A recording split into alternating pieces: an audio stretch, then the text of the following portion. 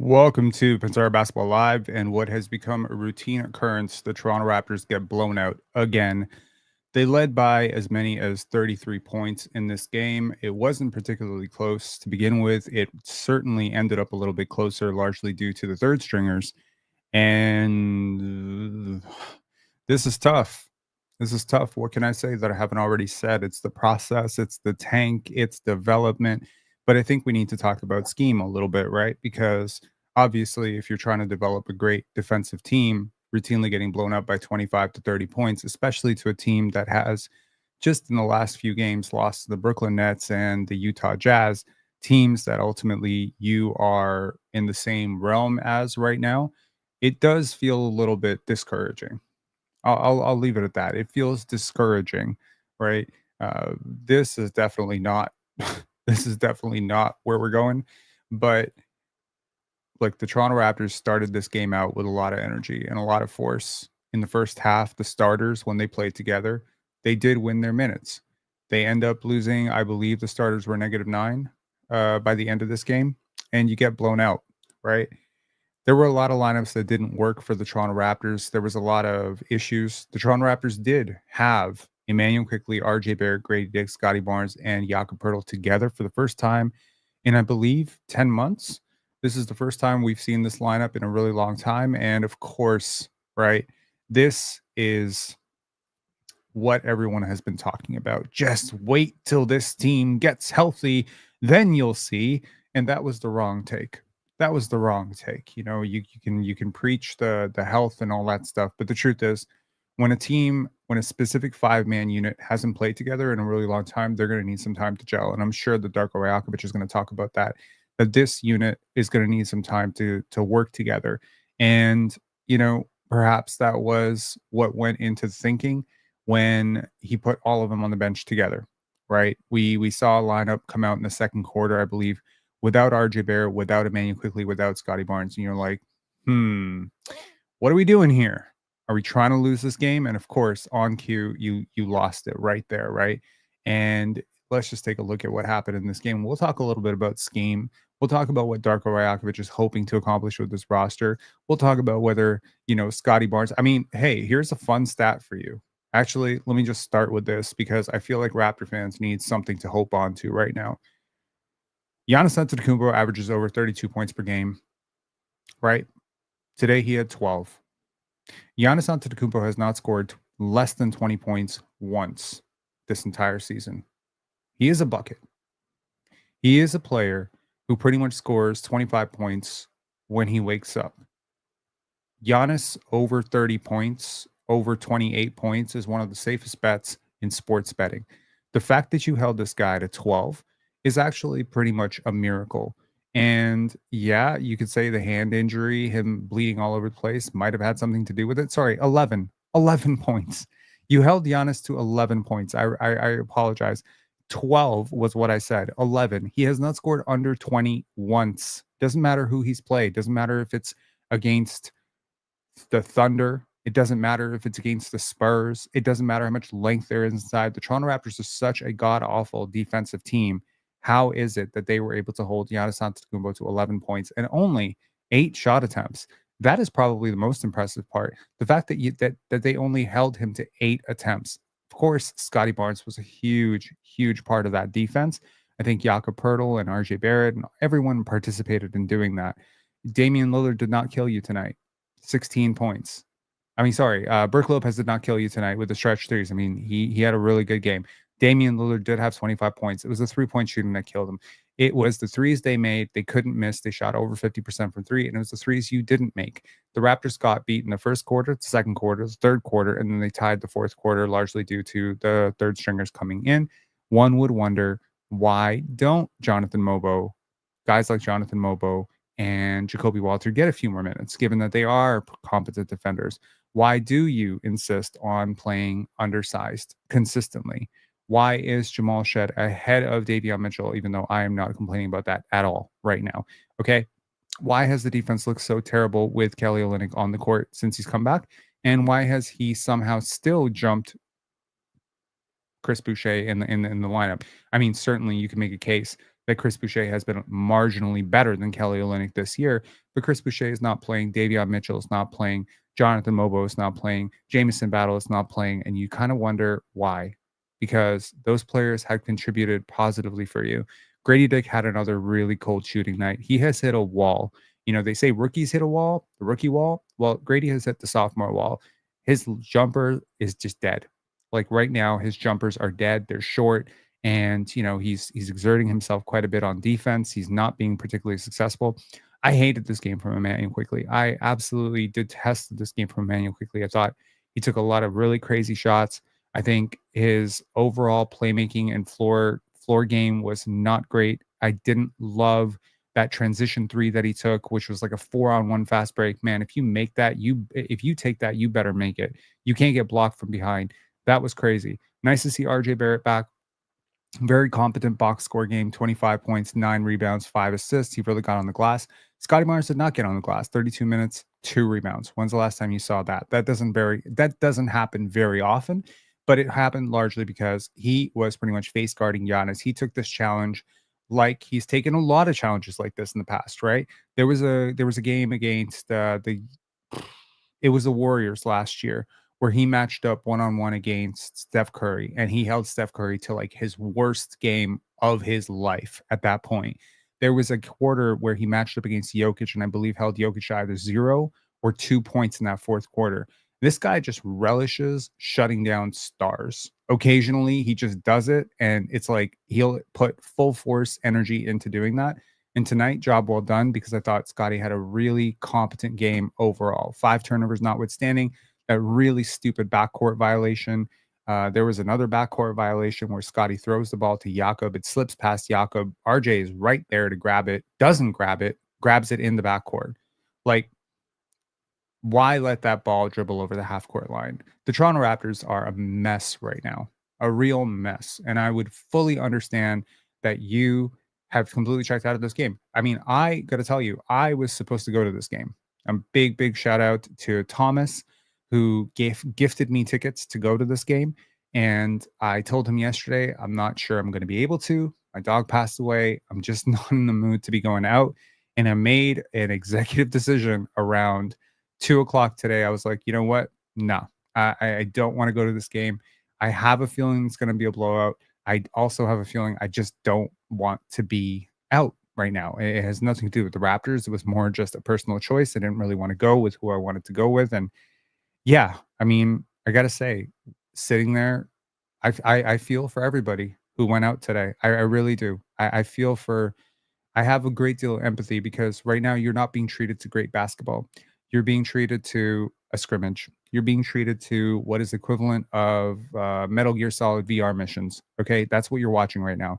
You're watching a basketball simulation on in real time. You're not watching a team go out and try to scheme to try and stop anybody. 50% from three on largely open threes. Okay, there was a lot of open threes. And I'm currently working on that requested video, the e-transfer requested video that one of our community members suggested. And one of it was one of the big questions of that video is, how can the Toronto Raptors fix their defense? And honestly, I'm watching the clips. I'm watching all the clips from the I'm watching the clips from which games? It was the full game against Boston, and then it was the game against Orlando. And you're just seeing it. They're overhelping. They're late on their rotations. And once in a while, by some divine miracle, they will not be late on their rotation. And boom, they get a stop. So it's just that simple. The Raptors are consistently in rotation because their pickup point is entirely too high. They're very aggressive on the ball. And they're super aggressive on the ball, but they're very undisciplined off the ball. They have taken on the character of basically Davion Mitchell as a defender, right? Davion Mitchell gets back cut to death. Davion Mitchell gets lost on screens. Davion Mitchell gets lost in transition. But man, does he try hard. And I really reject this notion that the Raptors aren't trying hard, that they're losing because they're not trying hard. They're losing because they don't care. No, they care. They care plenty. Okay. No, he can't. Okay. And again, Ar- Armand saying, Rob, what do you think about trading Jakob for Wiggins? Mm, interesting. I actually do. I think this, right here. Yeah, this would be a good idea. I Hey, what's going on? Isn't that a coaching issue? Okay, we're going to talk a healthy bit today about scheme versus development. I want to give a big shout out to Thomas, who sent me a video from Darko Rajakovic 5 years ago when he was on the Thunder. And he was doing a coaching seminar for the Serbian Coaches Association in the United States. And basically, the entire video is in Serbian, but it does have subtitles. And we're going to break it down. We're going to break down that video because I cannot tell you how much I was so happy that he sent me that video again. I'd watched it 4 or 5 years ago because I tend to watch these things. I'm a bit of a basketball sicko, but I remember, forgetting about it. Like, I had completely forgotten that I had absorbed that at some point, but it was so poignant, so on on bar with what he's doing with the Raptors right now that I think it might shed a lot of light into how Darko sees development and how he sees the sort of step-by-step process of making players better. I don't think that this loss is a reason to panic or anything like that. Yeah, it was a bloodbath. You know, the Raptors get absolutely murked. They couldn't hit a three, but it's like the coach can't make threes for you. The coach can just generate good three-pointers for you. The coach cannot tell Jamal Shed to not throw that little pass to Bruce Brown that gets picked off at the end of the quarter. The coach can't, you know what I mean? Like that rip and dunk from Scottie Barnes on Giannis Antetokounmpo. I believe that was the last time that the Raptors were even competitive in the game. The Bucks immediately went on a it was like a 12-3 or a 15-0 run right after that. It was pretty much on clock. Let me just take a look here. Where was it? So da, da, da, da. So Scotty gets an alley-oop, 11-8. And then Scottie Barnes makes the dunk, 13-8. So the Raptors were up by 5 at that point, okay? And you're thinking to yourself, "Oh my god, here comes the flood." And again, keep that in mind. 13-8 and it was 25-13. So 15-0 run. The Raptors just couldn't score. So that was 1 minute and 51 seconds. Scotty made the dunk at 6 minutes. So 5 minutes they went scoreless. They went scoreless for 5 minutes. And it was a bloodbath. Bobby Portis makes a 3 from Giannis. I mean, they certainly were very aggressive with Giannis, and he just picked them apart. I mean, there's no basketball reason to do this other than development. Like, and again, well, development is not a blanket statement. It's not like, okay, everything that doesn't look right, guys, is just development. Like, this is not where we're going with this. But let's take a look at some of the plays. Okay, so first, let's start with the good, right? So there was some good stuff, right?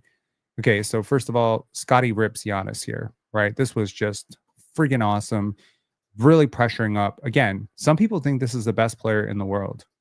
Some people legitimately think Giannis Antetokounmpo is the best player in the world. I would disagree with them, but they think he is that guy. And he is a multi-time MVP who's having a career year. And boom, here comes Scotty, just stuffs him. When's the last time you saw someone do that to Giannis Antetokounmpo? I'm being honest. When is the last time you saw Giannis go up and another player one on one, not 3-on-1? It's just one on one. It's Scotty against Giannis under the basket. This is a one on one matchup, and he just gets stuffed. Do you realize what like how special a defender you have to be to pull that off is really next level stuff. And okay, here's that shot by Emmanuel Quickly. Now this is a turnover. It was created by Scottie Barnes, and here comes Emmanuel Quickly. And again, he sees the defender in front of him retreating. Brook Lopez heading into drop. I like the idea, but the release is too slow. The release is a little too slow because here you take too long to set this up, and there comes the defender from behind, number 44, and just swats that away. Now, again, if you are Emmanuel Quickly, you need to know where the other guys are. You need to know where the defenders are. And you need to, if you sense that there's a defender on your tail, one pump fake probably would have done something about this. But also, you need to just keep going downhill. You need to challenge Brook Lopez. And if he commits, then you can dish it out. I mean, if you don't have numbers, there's no need to force this. There's plenty of time on the shot clock. I did not like this shot from Emmanuel Quickly. It legit drove me insane. Okay. All right. Here's an example of the Raptors closing quarters. I have talked about this ad nauseum. The Toronto Raptors are phenomenally bad at closing quarters. Like they are terrible. They always leave time on the clock for no apparent reason whatsoever. And this is no exception. 24 seconds, you get the clock. You're a point guard. Boom. You got the final shot here. Clock resets. Boom. You got the final shot. Okay. There's no need to rush this. Now, I understand Bruce Brown's ahead of the play. Throw it right here. Throw it right here. But trying to skip this ahead and also like the bounce pass, it's too low. So, I mean, I just don't believe that that's the right pass to throw in that situation. And Bruce Brown just loses it. There's really nothing Bruce Brown could have done to grab this ball. Like it is just an impossibly low pass to throw. And honestly, Jamal Shedd's got to be better. Okay. Because again, you have the advantage here. Your team is on the ropes. Turnovers like this breaks your back. It just breaks your back. Okay. Having plays like this is going to ruin the flow of the game 100 times. Okay. I was shocked that he made this shot. I'm going to be honest. I trust Scottie's game, but over Brook Lopez in the post, Brook is a great defender. In the post, Brook is a really good defender. And you can see the defense is good. Okay. But the offense is just way better. The fact that he is able to do this right now over Brook Lopez in the post gives me so much hope. Now here, small thing, most people won't notice this. 3.7 seconds on the clock. RJ gets the rebound. 2.9. Typically, I always have this rule with young players. I'm watching high school, college, whatever, even in the pros. I always say winners take the heaves, right? And losers don't. And this is no disrespect to RJ Barrett, but he did not want to take this heave. So he decides to pass it over to Scottie, and Scottie is going to take this heave. And y'all are going to clown him for shooting 28% from three, not knowing that he does take this quite often. Okay.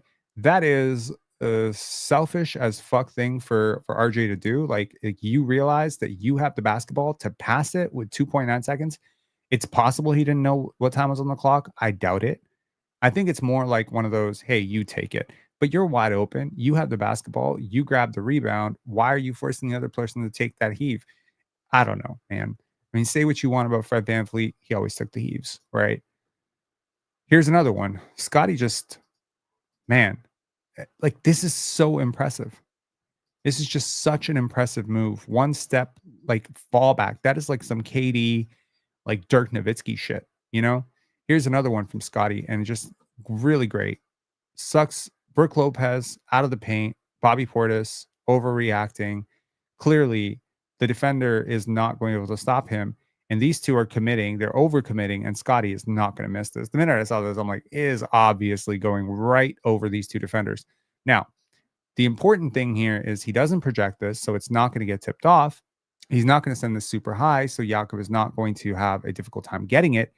And honestly, this is the advantage of a big playmaker. When you see Luka, when you see Jokic, when you see Giannis, when you see Shea, these are the passes they are regularly able to make because their passing window is just that much bigger. And that's the same advantage that Scottie enjoys as a 6'9" playmaker. He's able to thread this right through the defense, and boom, there's an and one for Jakob Poeltl. And I believe, if I'm not mistaken, he also made that free throw. Okay, this is that turnover that I alluded to. So Scottie is going to throw this. I believe the original pass was intended for Jakob Poeltl. Jakob does not get it. Too much English on the basketball. Now here, RJ has it. You know, like he has it. He could have grabbed this so easily, right? And if you're on the basketball court, you need to know that nobody else has touched this. So on what planet are you letting this go into the? And now you're shocked? Like, what are you surprised about? You were supposed to grab this. Like, I understand maybe there's too much English on the pass. Maybe you can say it's on Scottie. Maybe you can say it's on Yak, but you're like right there, man. Like you gotta do this. Like this was one of, I think, 2 or 3 backcourt violations today. This is just yikes. Okay. Not great. Here RJ gets a breakaway, and this is the play that Giannis hurt his hand trying to block this. And you'll see it on the slow motion replay, how Giannis, you know, he, first of all, it's a goaltend. But so even if RJ had not made that, but he injures his hand on that, it continued to bleed throughout the game. Kind of nasty shit. But, you know, certainly he wasn't having some dominant game before that either, right? So look at this. Now here, Scotty fronts Giannis, works super hard the entire, possession. Here, a Bobby Portis screen, and Jakob Poeltl is not going to jam the screener. He's going to play drop, but he's opening up wide for Gary Trent to just drive down the middle, which, I mean, okay, which opens up Bobby Portis for three. RJ is going to recover, run a dribble handoff. And of course, these two, putting Emmanuel Quickley and RJ Barrett into a ball screen, obviously is going to result in this. And Scotty is just way too focused on Giannis right now. RJ Barrett just gets absolutely beat backdoor here. I mean, this is just simple basketball. And Taurean Prince is just going to make a very simple basketball play over the smaller defender. But it's like, if you're RJ Barrett, how do you lose your man? How do you not communicate help? And I understand Jakob Poeltl is still up here trying to, trying to deal with Brook Lopez. But is he? Hang on. I can't see who else is on the court here. 1, 2. Is Yak just in no man's land? Oh, he's trying to contest on, he's trying to stick on Gary Trent Jr. My bad. So yeah. I mean, this is just bad. It is really bad. First of all, you don't turn your head. You don't turn your head this way, right? And second, you're kind of spinning. And what is this? Like, what is this terrible ass defense that the Raptors are playing? Watch that again. Again, you get burned there. That's technically an open drive or an open shot if Bob Portis really wanted it. This guy's open. Taurean Prince is open. So that's a pretty open shot. I mean, for an NBA shooter, this is really open, right? And here, Scotty has to see this, right? Now, you're kind of in a doomed situation because with so many breakdowns, Taurean Prince is wide open. Right now, who are you guarding? Right? Who are you guarding? Taurean Prince is open. Bobby Portis is open, which means Emmanuel Quickley and RJ Barrett are guarding nobody, right? And then here, Scotty's just trying to deny Giannis, but it's like, bro, you're giving up an open layup here. I mean, Scotty tries in the last minute to contest, but it's like, this is bad. It's very bad. Now, here's a question for you. Is this good defense in the fourth quarter? Is this good defense? Or is this good? Is this bad offense? Stays connected. Somehow gets over the screen here. Jakob Poeltl immediately closes out.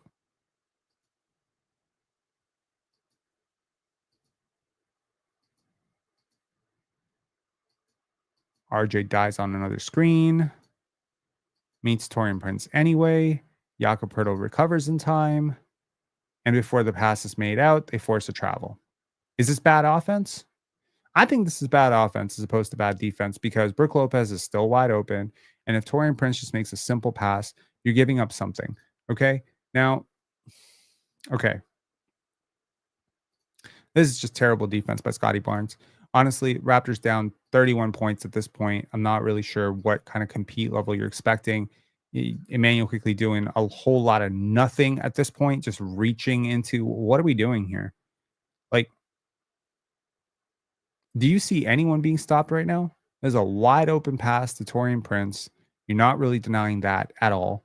I don't really like how do you have 5 defenders basically touching the paint right now, and yet you're going to give up an open shot here? This is open. Not guarding anybody. Like, this is just atrocious defense. And it has been like this for a couple of weeks now where the Raptors are just not doing very much on defense. They're pretty much dying on all screens. They're not rotating out. When there's 3 rotations, they'll make 2, but then they'll die on the third one. They won't close out to shooters. If they close out too hard. They close out right past them, right? We've seen Scotty do it. We've seen RJ do it. Transition, they don't communicate. They don't cross match well. They're not playing well. This is tough.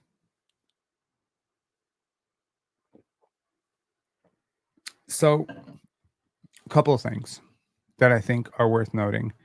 One, these rotations, these lineups, If you think you are trying to win with these lineups, I got bad news for you. You are not. Okay. This is good. Bruno Fernando has been waived per Grange. His guarantee date was in a few days. Roster spot will be kept open. I believe I read somewhere that he has to be waived by the 7th. So, yeah, great. So, 1 hour away, we waived him right down to the clock. And this was always going to be the case. I think the Raptors will prefer to go in with the flexibility. They now also, in a few days, will have the opportunity to sign 10-day contracts. They used 10-day contracts really well last year. So hopefully they'll find some G League hopeful like Jonte Porter, and this time he won't bet on himself. But overall, there's a lot of benefits to being one roster spot down, right? And you do have some expiring contracts that you could technically stretch, waive, buy out, etc. Right? Like a Chris Boucher, what would that buyout look like to just send him home? If you don't have a buyer for him at the trade deadline, could you just waive him? Sure, you could waive Chris Boucher. It won't be popular with the fans, but if that opens up an extra spot for you to potentially explore a 10-day, I don't know, maybe you would want to do that. And that also gives Chris a chance to not be heading into free agency having not played, right? This is a tough thing to sell Chris Boucher and Bruce Brown on, which is, hey, you're going to lose a lot of games. You don't have a long-term future with this team. You don't have a contract for next season, and oh, by the way, you're going to look really really bad playing in this, on this team, and you are now a guy who cannot get minutes on an 8-win team. That is a really, really tough thing. I'm sure if I'm Chris Boucher's agent right now, I am screaming at Masai Ujiri to get my client the hell out of there. Unfortunately, Chris Boucher is not necessarily the star or star role player that he sees himself as, and so I don't necessarily even think that there's a huge market for Chris Boucher right now. I think. Okay, let's talk about scheme. It's very, very important to talk about scheme. Now, NBA teams understand their personnel. They understand that, hey, Austin Reeves, Dalton Connect, these guys aren't good point of attack defenders. LeBron's not a great switch defender at this point. Brook Lopez, we need to play drop coverage with him. There's a particular shooter in the corner. We're gonna try to hide our shooter on this player. And this is how teams get by. It's scheme, right? Everything we talk about in basketball at the NBA level is related to scheme, right? When the Raptors came back from 0-2 against the Milwaukee Bucks in the playoffs, won a championship. That was scheme. Boxing one, walling up against Giannis. This was scheme. Offensively and defensively, coaches do things to put players in positions to succeed. In the interview that I watched, was on an interview with a conference, the 2-hour video conference with Darko Rajakovic. He talks about the differentiation between development and scheme. And ultimately, that development is not scheme. That scheme sort of hides what development can't hide. So naturally, at some point, I'm sure that someone had the idea that Luka Doncic should be a better defender on the ball. Unfortunately, he's not committed to it. He's not built for it, and so he's bad. And so, what do you do if you're the Dallas Mavericks? You scheme. You scheme to hide Luka on defense, right? You should. Ideally, you should. Today, we saw the Phoenix Suns bring Yusuf Nurkic and Bradley Beal off the bench. I would argue that is largely due to the fact that their defense has been suffering with those players in the starting lineup, and they felt that they needed a surge of defense in their starting lineup because every single team needs a sufficient amount of offense and a sufficient amount of spacing and a sufficient amount of rebounding and a sufficient amount of defense. Sorry, I said defense twice, probably because I haven't seen the Raptors play defense in almost a month now. But you need a sufficient amount of these things. You need a sufficient amount of playmaking. You need a sufficient amount of all these things. And so, Darko Rajakovic in that brilliant video talks about a specific example, which was Enes Kanter. And he said that we have our analytics. Darko leans heavily on the analytics. And he says in the analytics, we see that Yusuf Nurkic scores, or our team scores, X number of points when Yusuf Nurkic catches the ball 4 feet outside the paint. But those numbers go from 0.8 points per possession to 1.1 points per possession if he has 1 foot in the paint. So, naturally, if you're tracking all of this data, you must know that there are certain lineups that you are playing, lineup combinations, Jamal Shed plus Davion Mitchell plus Jonathan Mobo, uh, Kelly Olynyk plus Chris Boucher plus Jonathan Mobo, Grady Dick plus Jamal Shed plus Kelly Olynyk. Like, you must know internally that there are certain lineups that lose minutes and then there are certain lineups that win minutes. And of course, if you're a development team, you want this information. You want to know what your 5-man units look like. You want to have a lot of data in terms of how Ochai and Scottie fit in with three different pieces, three different pieces, three different pieces. You don't usually get a lot of unique data points when you're trying to win basketball games, because once you figure out what works, you have to keep doing it. That's the whole point. It's not endless experimentation. When Nick Nurse was here, what did he figure out? He figured out that his team was best when his starters played. So, what did he do? He played his starters a lot. He played them into the ground. He played them 40, 42 minutes, 43 minutes. He didn't care because Nick Nurse's goal was winning a basketball game. He would zone up. He didn't care. The Raptors don't play a lot of zone. What about, the aggressive win the possession battle? Well, clearly, internally, the Raptors decided their offensive talent was not on par with other offensive talent. So, how do you make up for the fact that Pascal Siakam is not as efficient as Kevin Durant and Giannis Antetokounmpo? Well, you give him 3 to 5 more cracks at it every single game, and you hope that you can bridge the difference. That is how most intelligent coaches choose to win basketball games. They figure out what they can do. They figure out where their strengths are. They do everything in their power to minimize their weaknesses. They understand that there are certain players that just do not mesh well together. They understand that. They understand that there are certain players that just simply are going to lose 15 to 20 points per 100 possessions every time they're on the court. The truth is, you really can't make up for one negative player in the NBA right now. Almost every single player that is like playing in the NBA right now is like a top 280 to top 300 player.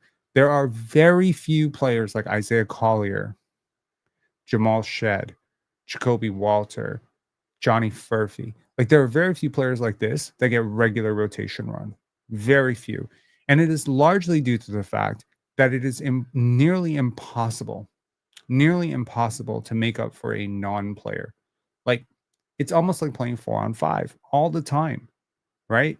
The Toronto Raptors know what they need to do for Scottie and RJ to be successful. They need to open up the lanes. They need to give them wider driving angles, which requires spacing.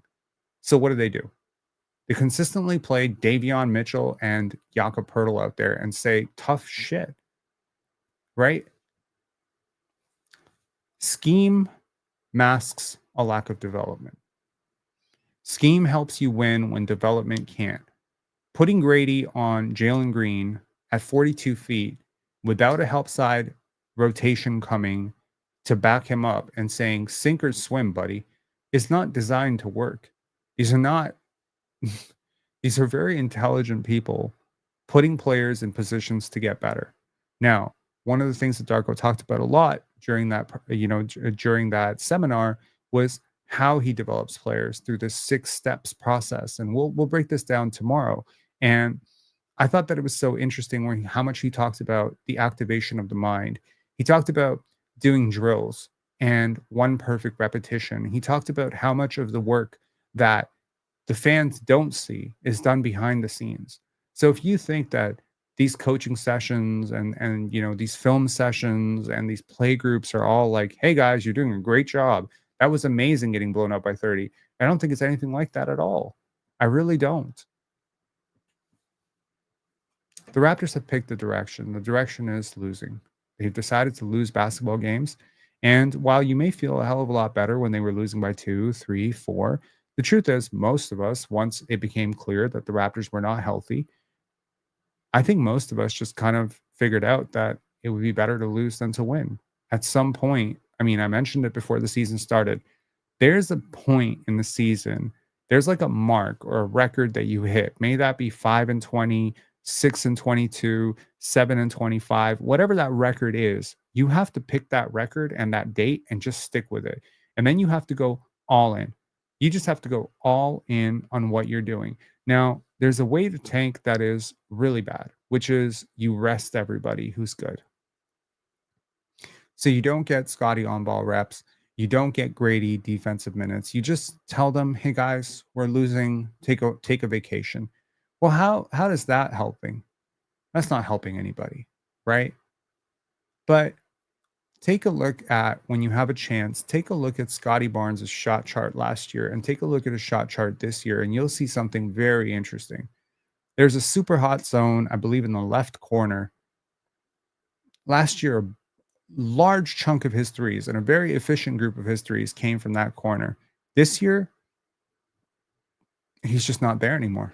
It's like he can't even shoot from there anymore. He won't shoot from there anymore. And it's like, why would a team do this? You know, if you were trying to win and you found out that Giannis was deadly within 8 feet, you keep putting him in positions to get to 8 feet. If you find out that Giannis has great synergy with Gary Trent and your lineup data says Giannis is great with Gary Trent and Damian Lillard, well, then you would keep doing that. Most coaches who are trying to win try to figure out what works and do more of it. The Toronto Raptors figure out what works and then they go away from it. And the only question is, which of the two outcomes do you believe to be true? Option number one, they're really dumb. They figure out what works and they decide, nah, it's okay. We want to see what else works. We don't think it really works. The numbers are lying.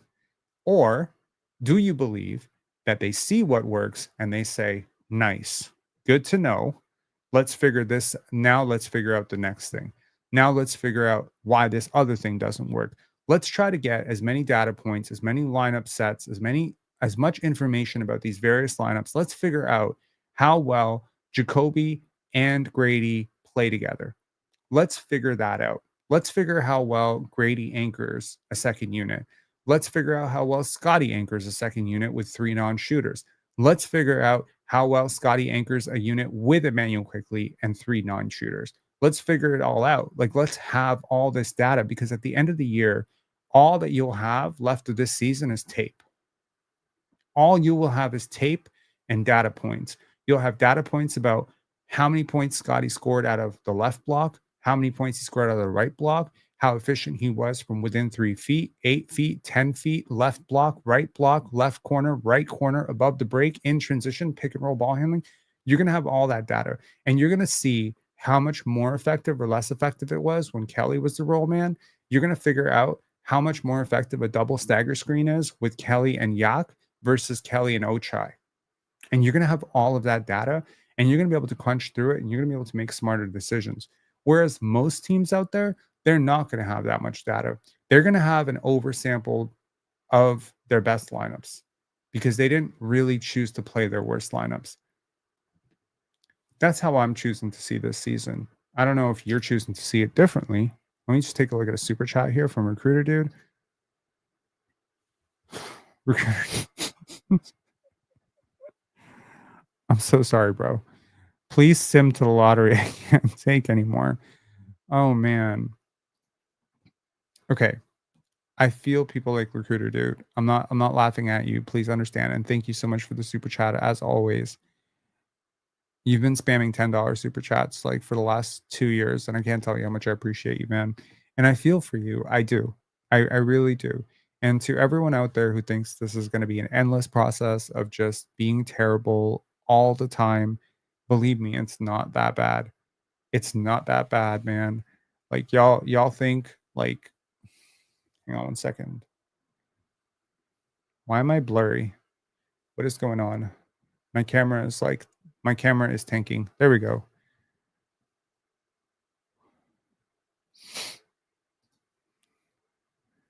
PC Clat saying Grady doesn't seem ready to be a starter. He's too inconsistent.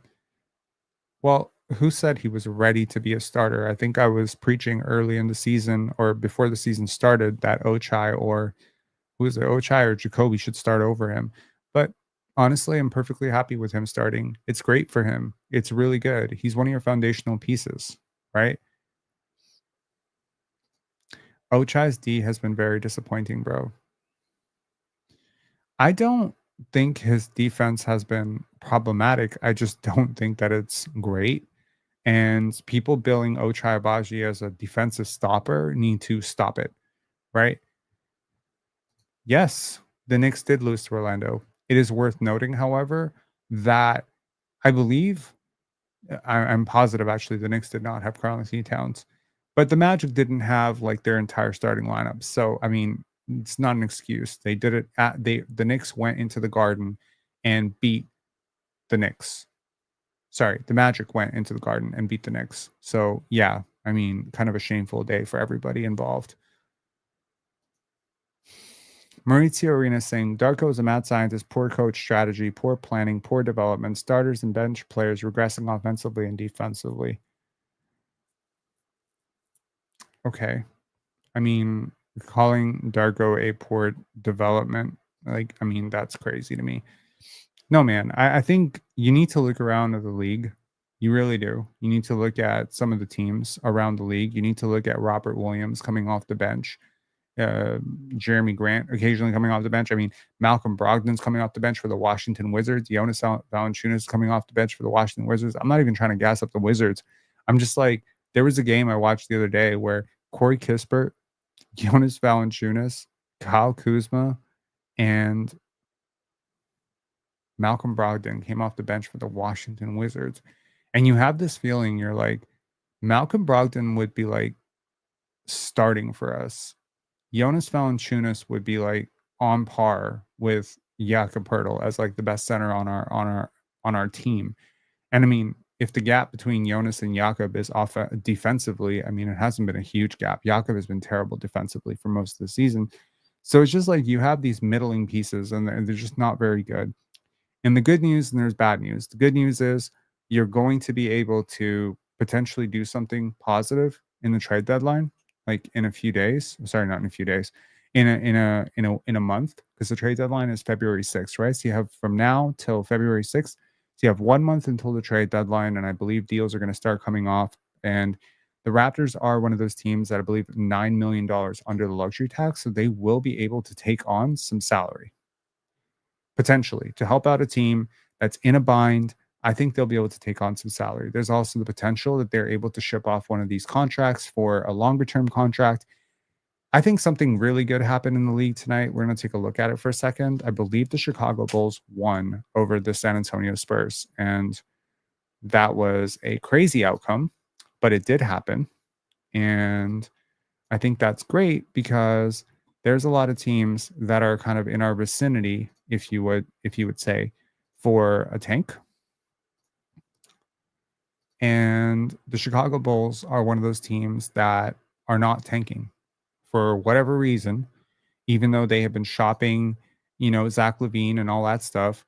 This is a team that clearly does just not believe in tanking. And so take a look at the standings here. The Chicago Bulls widen their gap over the Toronto Raptors. I mean, going into yesterday, this gap was 8. In terms of how far ahead the Bulls were of the Raptors, it was 8. Going into today, it is 9. These teams right here, they determine the math on your season. Once you become mathematically, I mean, like honestly, I don't even need the math to tell me that this is impossible. I know that catching Chicago right now is impossible. Now, let me tell you that there's another world in which Chicago started to tank. Philly never got healthy. Right now, Chicago is trying to fend off Philly, which is crazy enough to say Philly is currently in the lottery. They're 2 games back of the play-in. So Chicago, Atlanta, Detroit, Indiana, for whatever reason, these teams have sold themselves on a fake playoff run. None of these teams stand a chance in hell against the top of the East. I'll tell you that right now. And whoever comes out of this, be it Miami, Miami without Jimmy Butler, be it Indiana Pacers with their terrible ass defense, be it the Detroit Pistons, potentially missing Jaden Ivey for the year, be it the very young upstart Atlanta Hawks, who might be the best team in this group, or the Chicago Bulls, or maybe even the Philadelphia 76ers. I'm not really sure either of these teams stand a chance against Boston or Cleveland. And that's what they're setting up for here. So they're looking at a box office draw, I guess. I mean, they're looking for a gate, 2 games. They're going to sell their whole season for 2 games. I'm really happy the Raptors are not one of those teams because you know what? 2 years ago, the Raptors were right here. Hey, let's play in with Jakob Pertl. Y'all remember that friggin' nightmare? Never again. Okay. Right now, the Raptors have firmly committed. They are 1-9 in their last 10. The only team that is worse in the East over the last 10 games is the 0-10 Charlotte Hornets. You are catching up. More importantly, perhaps, is that somehow, by some divine miracle, the Utah Jazz and the New Orleans Pelicans have actually won 2 straight games, which means that you have never been closer to the bottom 3. I know that sounds really depressing, but it's true. The Raptors have never been closer to this group of teams right here. Keep your eye on the prize. I know that it's fun to bitch about losing basketball games right now. I understand that, but you have to understand how difficult it is to lose basketball games with a roster this talented. And I know that some of y'all don't think this roster is talented, but trust me, when these players go, when you see Bruce Brown in another situation, if he gets traded, if you see Kelly Olynyk in another situation, you're going to be like, why didn't we use him like that? And it's like, because we don't want to. Okay. If Scottie Barnes went to the frigging, I don't know, the Boston Celtics right now, you would see a completely different Scottie Barnes. And you might even say, you might say some of the same stuff they said about Vince Carter. You might say, oh my God, he wasn't trying for us. Look at him over in Boston. Look at him over in Orlando. The truth is, organizationally, everybody knows what's up. Okay. The season was never about wins. It was never about wins. And that doesn't mean that it's all bad. Okay. It just means that you're watching VR missions. That's what it means. It means every game, there are benchmarks. Every game, it's like tonight, we're going to limit this, this, this. Okay. I'll give you an example. Let me give you an example of how I would do this. And honestly, I'm learning a million things from Darko as a coach right now. So let me give you an idea of how I would do this if I were like an AAU coach looking to develop my team. Okay. Let's say one game, I want to limit the other team to only 3 or 4 corner threes. So everything that I'm doing that game is to kill the corner 3. Everything. Then there's another game, but what's that going to do? If I kill the corner 3, that's going to open above the break. It's going to open the lane, right? It's a trade-off. What if there's another game where I'm like everything to shut down the star? I need my team to get good at learning how to double stars, get the ball out of their hands. What about next game? It's going to be I want to win the assist margin. I want to have more assists than the other team. The other game is going to be, I want to take 25 above the break threes. As long as we take good, clean 25 above the break threes, we have won this game. Next game, I want to crash the offensive glass. Like this game, I want to hunt them on the offensive glass. Most teams develop these kind of strategies to win basketball games, not just to do it. The Raptors are doing it to do it. Okay. I want to see Grady point of attack against Jalen Green. I don't need to see that. I really don't. But apparently Darko needs to see it. Right. Okay. Medved has said something. Medved usually has a lot of nice things to say. So let's take a look and flash that comment. Okay.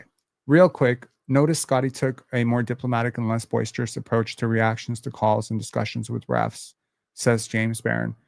Yeah, Scottie was super chill tonight. I think he's probably figured out that his team is losing and that there's no need to lose his shit every day. But yeah, I don't think enough was made about how competent first half at least Scottie played in this game. I thought he was really good. He felt like the best player on the court to me, and that's pretty impressive to do with with Giannis and Dame. Medved saying we're playing exciting, selfless 0.5 basketball under Darko compared to the stagnant ISO heavy Nick Nurse era. We just need a bit of time to develop our defensive schemes. What defensive schemes? I think that's sort of the question that we're asking here is what defensive schemes? Like what defensive schemes are the Raptors employing here? We chase over the screen and nada. There's no center to even plug the gap. I mean, there's no center jamming the screen and the pass just goes right over, and then there's no help side rotation and it's an open layup.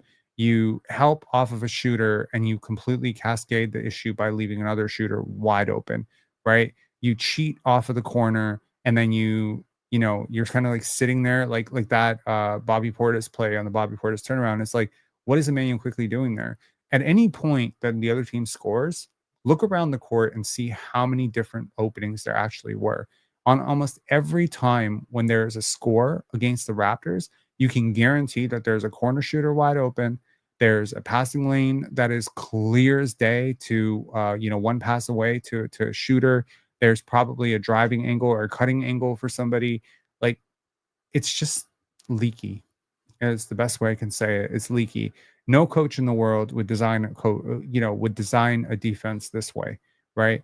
And again, like on a night where you shoot 33% and they shoot 40%, this is a close game. On a night where you shoot 25% and they shoot 50%, this is a tough game. The Raptors are tired right now. I can't say this enough. They are super freaking gassed, man. Look at how poorly they've been shooting the last few games. Like, you will see. Hang on. Let's take a look at this. So this is the Toronto Raptors in a nutshell. Defensive rating 27th, net rating 27th, offensive rating 23rd. These numbers have fallen off a freaking cliff, but the pace 7th in the league, which is pretty crazy. All right. They're 20th in points per game in the league, which is also pretty crazy. If you look at the schedule and results, hang on one second. Yikes. I am surprised that the Raptors are selling out as much as they are. Like, I'm surprised 19,359 attended some of these games. But yes, anyways, apparently the New York Knicks was not very full. I mean, if you look at the last few games, 3, 4, 5, 6, 7, I mean, this is 13 games now. 13 games. You've gone 12-1. And I could say that Oklahoma City Thunder game, Dallas game, it felt like the legs were just dead. Jumpers feel short. Players' percentages are going down. And that's not just, it's not just Scottie whose percentages are going down. It's also Grady. It's also Ochai. Jonathan Mobo, salute to Jonathan Mobo. I've been pushing for him to get minutes, right? If you look at the Bucks last few games, man, it's been tough. Like, this team started out the season horrendously. People were calling for Doc Rivers to be fired, myself included. They just lost 2 games to the Brooklyn Nets and the Portland Trailblazers. They came into this game super desperate. Like, they lost those 2 games by a combined 6 points. 6 points. And by the way, those are 2 teams that you will be competing for on the tank.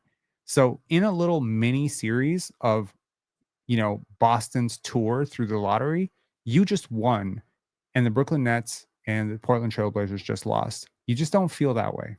You don't feel that way. It doesn't feel that way. It feels like, oh my God, we're so embarrassing. It feels like, what will people say about Scottie Barnes now? Nothing they haven't already said, trust me.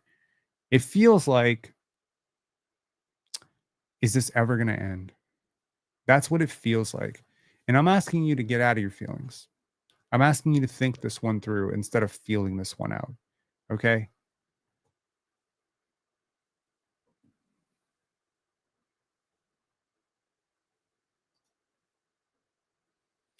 G-Man saying, don't play defense. Have a seat on the bench. Eric Spoelstra style.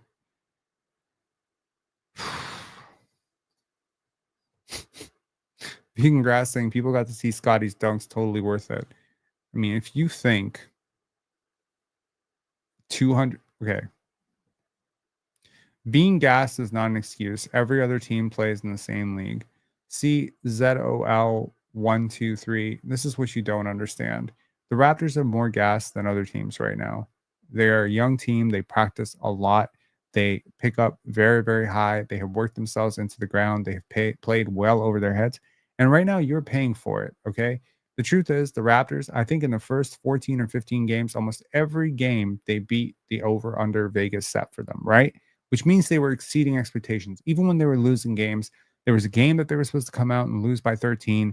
They lose by 3. There's a game that they're supposed to win, lose by 7. They lose by 1. And it's just over and over and over that the Raptors did this for the first 25 to 30 games of the season, or 25 games-ish.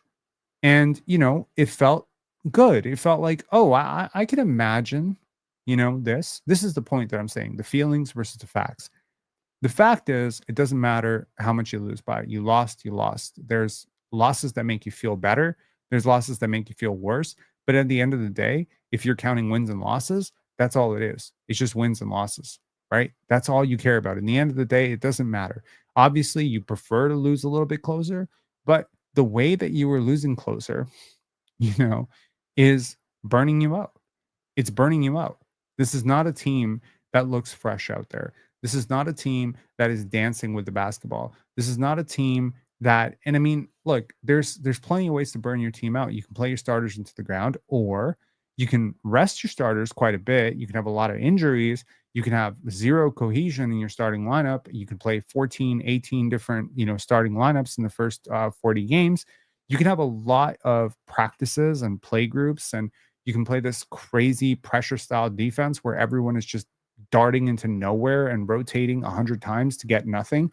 And while I would argue that it is obviously not very effective, it's not supposed to be effective. It's not doing what you think it's supposed to do. Teaching a guy how to close out to a corner shooter requires me to at least occasionally leave corner shooters open. Like, you know what I mean? Like, at some point, you do have to understand that this is not about wins and losses. These are creatively constructed losses. Every single game, there is a lineup that will boggle your mind. Okay. If you watch the Bucks, how many times do you see the Bucks do something that goes away from their strengths? How often? How often? Are they having Bobby Portis initiate the offense from above the break? Are they having Brook Lopez switching out to Scottie Barnes on the perimeter, or not Scottie Barnes, like RJ Barrett on the perimeter and asking as their primary matchup? Are they having, Dame and Giannis take extended runs on the bench as the team plays without them? No, Doc Rivers figured out his bread and butter a long time ago. If I don't have Dame on the court, I got Giannis on the court. If I don't got Giannis on the court, I got Dame on the court. One of those two is going to be on the court, and then occasionally they're both going to be on the court together. They're going to work it out. Okay. The Raptors know who their best players are. They have to at this point. To have none of them on the court for extended periods as you're getting blown out and the game is getting away, it's like you have to know what you're doing, right? I think early on in the season, you felt that there were a few wins or a few losses where it was like, this team is still competitively trying to stay in these games. And I wouldn't be totally like, think of it this way. Darko Rajakovic can tell you exactly how effective Ochai Agbaji is. If you asked him right now in a post-game interview, hey, Darko, Ochai's percentage is going left, Ochai's percentage is turning right. What is the better shot? He would be able to tell you definitively 100% how well Ochai does in both scenarios. He would be able to tell you RJ's percentage is going off 1 foot and 2 feet. You don't think this coach knows that RJ Barrett is like very likely to brick the shots that he was taking to close those games out? You don't know that you don't think this coach knows that having Grady Dick on the court in the fourth quarter with the game on the line defensively is an absolute mistake. Coaches go away from this. Every coach that you've ever watched coach basketball goes away from the things that make their teams less effective, not the Toronto Raptors. Justin with a super chat. Is Cade still a sixth man? Are you still down on him? I'm not down on him. I just don't think he's better than Scottie and Franz and Alpi. Yeah. And Evan Mobley. I would pick him fifth in a redraft. But just a few years ago, I would have taken him 10th in a redraft. So I think fifth is progress. I would take him over Jalen Suggs today by a hair. And it's largely due to injuries. And I would take him over Trey Murphy. And I would take him over Herb Jones. And I would take him over Josh Giddey. All of those players are players that I've at least one point or another considered over him. So yeah, I mean, I'm higher on Cade today than I was back then. Thank you for the super chat, though.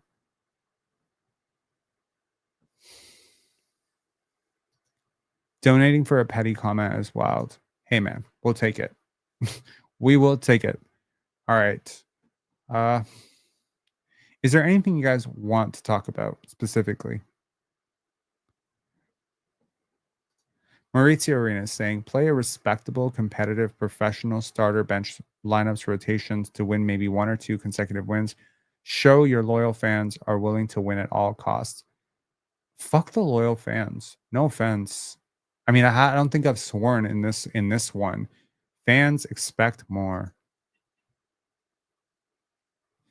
Yo, like, who cares? Like, y'all heard of the stale donut analogy? Like, this is the issue. Like, I don't care about some look, here's the thing. Let me just get into this very, very briefly. The average person turns on sports to feel better about their life. Very few people are watching sports to feel worse about their life. That's what entertainment is. Sports entertainment must be divorced from business of sports. Okay. Now, here, when a team like the Process Sixers decides to tank at all costs and put together these garbage ass lineups, the business of sports spills into the collective consciousness, which is the entertainment of sports. And that creates a very weird oil and water type of combination because people get upset. People get really upset about that. People don't want to see that. People don't want these things to be talked about. People want to live in their fantasy land in which teams are always trying to win, and it sort of upsets the collective psyche when teams go out there trying to lose, because what kind of a team goes out there trying to lose? And what did people hate about Jonte Porter so much last year? Not that he bet on himself, that he bet on the unders. People hated that even more than the fact that he bet on himself. There's plenty of players who've probably bet on themselves in the past. They probably bet on the over, though. They probably bet, yo, tonight I'm going for 30, take the over. They don't go on the under 6 and then start missing shots on purpose. I think that's what pissed people off the most. Sports is a very interesting thing. We've all played sports on some level or another. I think most of you who've played basketball at any level, whether it be rec league or, high school, whatever, none of you have ever gone onto the court and said, "Today I'm going to try to lose. Today I'm going to try to miss shots." Most of us don't. That disrupts the natural fabric and the natural order of things. But the truth is that the NBA is an imperfect business where teams like the Toronto Raptors have to find unique advantages. Teams like the Spurs need to find unique advantages.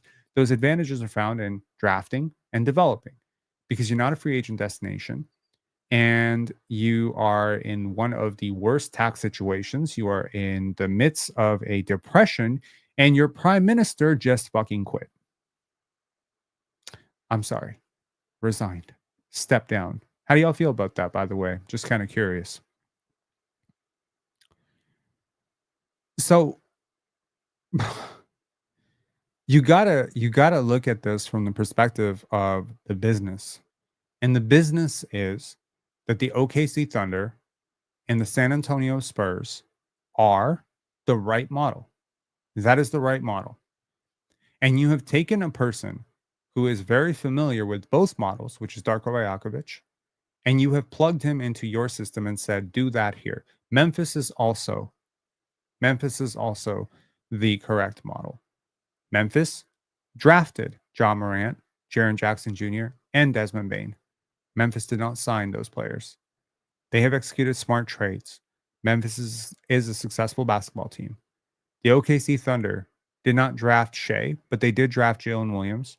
They traded for Shea. They didn't sign Shea as a free agent. They've built through the draft. They've built through trades. They've built through development. Darko was a really, really big part of the development in Memphis and OKC. He can reference specifically Shea. He can reference specifically, guys like Russell Westbrook, Paul George, Mikal Bridges, Phoenix. Like these are teams that I believe he played a fundamental and very instrumental role in shaping how those teams approach development. And it is a unique perspective, right? Philip Peralta saying, but can we draft Manu?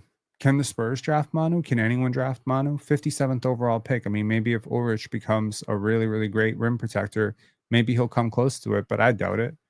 It's hard to find Manu Ginobili's in the world, man. There's so much scouting now. It's hard to hide a prospect, right?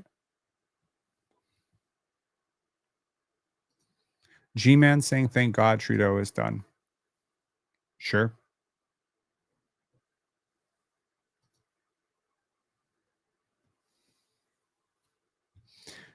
Y'all's PM didn't just resign. He said there ain't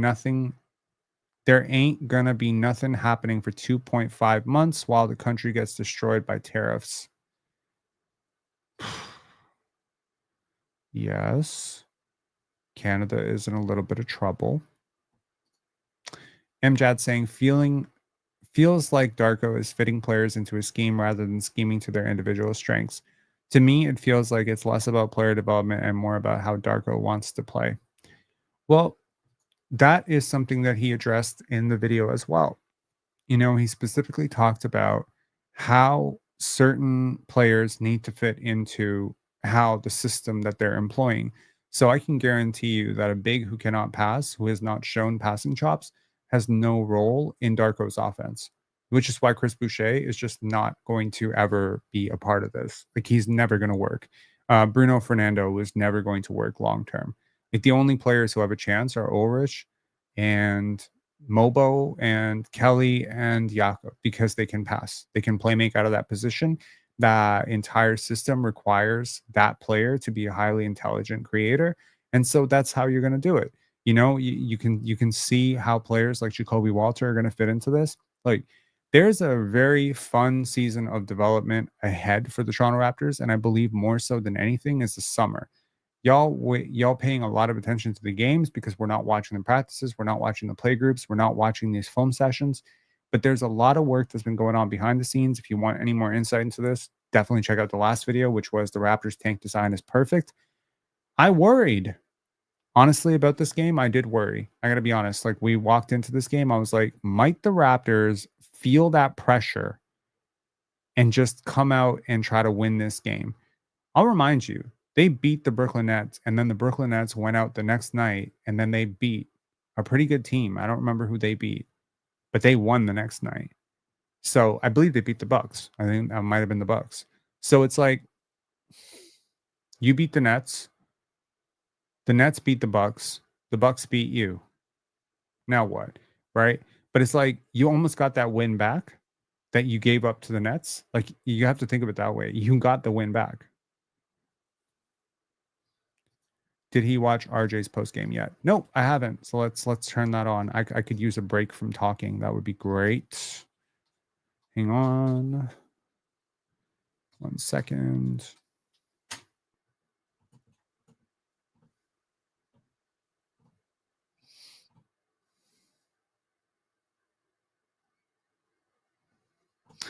Scottie Barnes and RJ Barrett. Scottie with a fun hat. Okay. Give me 1 second. I'll pull this up and then we can watch it together. I believe Darko also spoke. Is that today?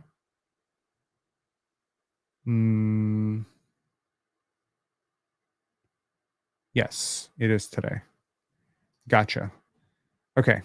Let me pull up Darko first, then we'll go to Scottie, then we'll go to RJ.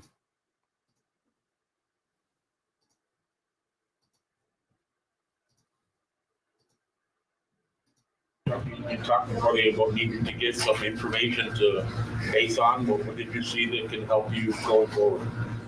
I saw first game of the group that's first playing for the first time together this season, and we exactly looked like that. We were not connected. We didn't have enough fight over the course of the game. I thought the first couple of minutes was decent. There was fight. There was intention behind it, and we were not able to sustain it. So we'll need more sample size. We'll need more guys to play together, to find a rhythm together, and definitely we'll need to bring much more fight to the game than it was the case tonight. The three-point shooting disparity has been all year, but today was very much pronounced again. Are you not defending it well enough at any level? Or what do you see they made? They made 22 shots out of 44. They're good 3-point shooting team. As a team, they're third best percentage-wise in whole NBA. At the same time, they have one of the best players in the game in creating in ISOs. I think that Scottie did a decent job on him guarding him one-on-one, but our closeouts were not good every time, and we were supposed to rotate and close out to the 3-point line to break the rhythm and to take away threes. We did not do a good enough job of that. So that's something that's emphasis for us. That's something that we're working on, and we're gonna continue pounding the rock with that. Earlier in the season, you guys were sort of a team that couldn't be put away, and you'd find your way back into games in the fourth quarter. And, the last chunk of games, as you just mentioned about the fight, it's not always been there. Is there anything you can pinpoint for why that is, other than it's the middle of a long season? Middle of the long season, it's guys coming back from injuries, guys being without rhythm, guys not playing together. Again, I don't want any of those to sound like excuses. We gotta be much better in all of those areas. But at the same time, we work hard, and I believe that we're gonna get out of this slump, and I think we're gonna be able to play much higher level of basketball than we showed it tonight. A lot of coaches talk about how they preach some of the ideals for the team, and then if it takes, a lot of players will kind of self-regulate that. How do you think the team has responded to what you've said and how they kind of implement it on themselves when you're not there? I think we have situations that I think that we have very good buy-in from guys. I think they want well. They want to do a good job for each other. At this point of the season, like we gotta really double down on all the habits and work that we put over the course of the summer and the season, and really trust it and believe it, and really just being there for each other. And I thought that our connectedness tonight was not where it needs to be. What went into the decision to go with Jamal instead of Davion off the bench, the point guard position tonight? We're just looking at different players, different options. I think Jamal had some really good games that he played for us. He's a young player. He's the future. We're going to take a look at him. That doesn't mean that Davion will not be playing in the future, but we cannot play them all at the same time. You talk a lot about bringing a new energy each game, and is it tougher to bring that new energy when the losses keep piling up? Not necessarily. I think we gotta have that 0-0 mentality for each game, and to be able to bring the energy and force and effort. I thought a couple of days ago when we played that Brooklyn game, we were able to do it for the full game, and that's something that we need to learn what it takes and to bring it every night. Talked about having RJ as the point guard earlier in the year would help him even when everyone was back. How did you see that? It seemed like you guys had the ball in his hands, even with Quickly on the court early in the game. I think that he's able to touch the paint and play make from there. Obviously, when you have all the guys back, you will not be running him as a point guard per se all the time, but every time that he's touching the ball, when he's attacking, I thought that he was actually finding some really good passes there for the teammates, and that's going to continue to grow. It doesn't matter if he's playing point guard or getting the ball later in the shot clock. RJ, what was it like to be out there with a full lineup, and were you surprised maybe that it didn't quite unfold? I'm sure it's the way you were hoping. Yeah, we got to do a better job. Straight up. It's just not good enough.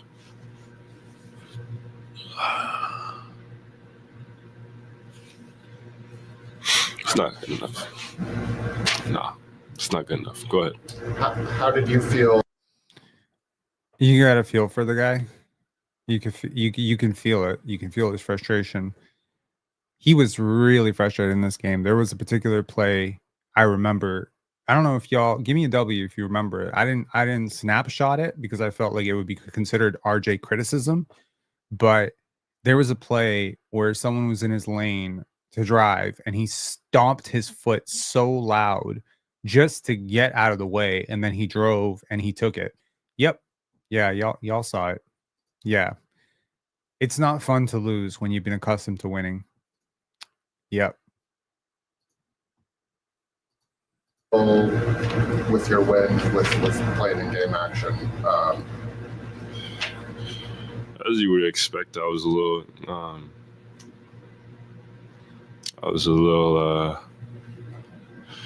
I don't know. I think the way I played my minutes, I think coaches did a good job of managing it. So I wasn't too gassed. I subbed out early. I had smaller stints, so I was okay in that regard. This was a team earlier in the year that, you obviously weren't winning, but you were really finding ways back in games, staying in games, and you've been out the last few, but obviously that's not been the case some of these games. Have you been able to identify a difference? Is it just the middle of a long year, or is there something else you think that's fundamentally changed? I think right now, one, we were playing a certain way. People have been in and out of the lineup. Now that everybody's back, I think it changes things just for the group on how we've been playing all year. So figuring out a way to get used to kind of each other again. But I think something like what happened tonight I don't think was about us getting used to each other. I think we just didn't play hard enough. That's from top to bottom, I think. Got to figure it out. Just playing hard, man. Just being, that team, a team that we were, at the beginning, just fighting. Just I feel like we didn't have our fight tonight, so that's disappointing. You can do X's and O's, but if you don't play hard, bring that level of compete that you need to the game, it's going to be tough to win. So, it's better. Like, it's okay if you lose a game, but you fought and you played hard and you did all that you could do and gave all that you could. I don't think we did that tonight. So that's I think that's a disappointing part about it. Scottie was just in here, and other players have said the past few weeks that it's on the players to sort of turn this thing around. What kind of challenges do you think it presents to the coaching staff? When you and other players feel like maybe the effort isn't there. I think this is one of those things that's on everybody, and we've shown that we can do it already this year. So there's no excuse for what's happening right now.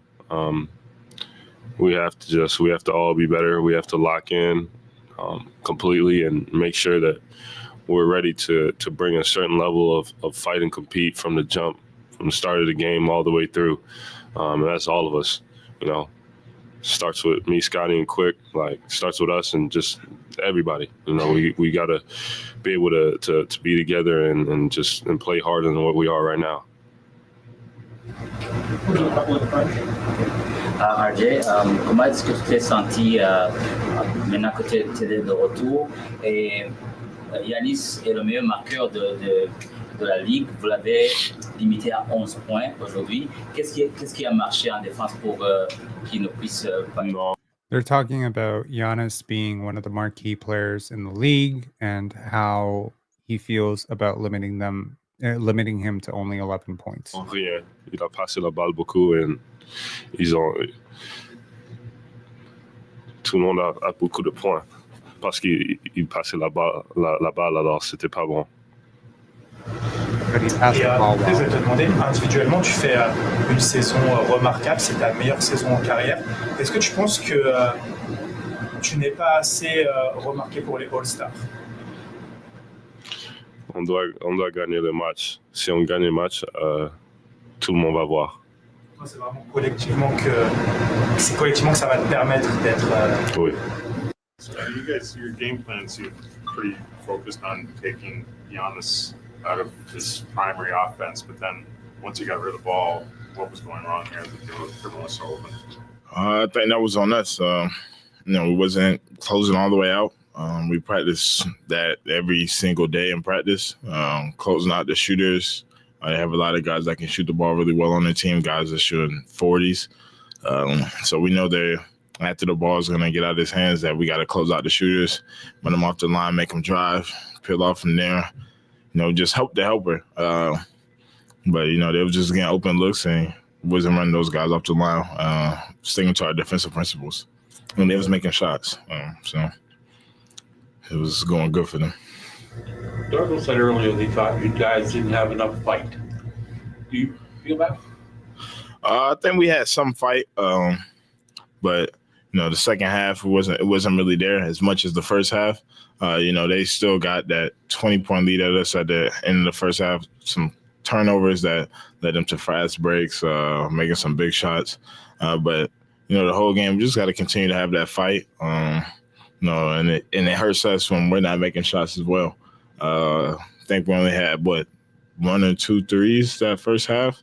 But we got to continue to shoot. Even when they go in, we just can't let that allow that to affect us defensively and affect our energy. It's obviously going to take some time for you guys to starting to build chemistry. Where do you feel like the learning curve is going to be bigger, on the offensive end or on the defensive end? I think it's for sure going to get better. We just got to keep continually to guard better. But on the offensive end, things are going to start clicking soon. We're going to make more shots. We just got to find our pace that we want to play at. I feel like once we get that down better, everything else will go better for us. I feel like right now we're not playing with that pace that we usually have, and it's making us play more into the half-court offense where we're getting the ball at like 15, 16, and we're trying to find ways to score. I feel like we're best when we're running transition, kicking ahead, getting open shots, allowing people to just drive, kick, play from there. We just got to get back to that. Is that how picking up the pace, is that a way you can see to even out the three-point battle? Because it seems like every night the team is like losing the three-point battle pretty decisively. I think stats-wise, we're one of the worst teams at getting up three-point attempts. But, once we play that pace, it just helps everything. Even if we're attacking the ball, getting to the paint more, at least that makes us more aggressive. From the start of offense, at least we start early from having teams collapse and then being able to kick out or going up with shots.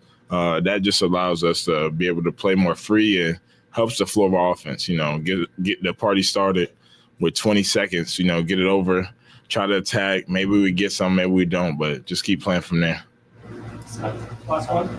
Yeah. This was the first time the core lineup played and finished the game together. How would you summarize this game, and what do you think the focus should be in the upcoming practices? Well, we lost by 30, so it didn't go well. But we will be better from this. Learn from this. We had a great talk. Every game we just got to grind it out. We got to be better than this. Just continue to keep working on offense and build our spacing and our habits each and every single day. So I feel like we're gonna get better. We're holding guys accountable and guys are taking accountability. So it's just gonna lead to great things from there.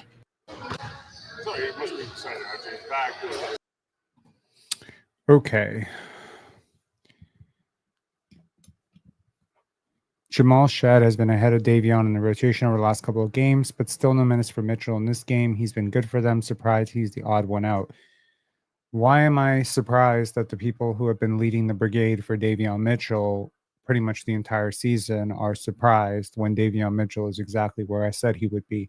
This might be a little early for victory laps, but y'all remember that I was saying in preseason that Jamal Shead was going to be ahead of Davion Mitchell? Yeah, I wasn't kidding.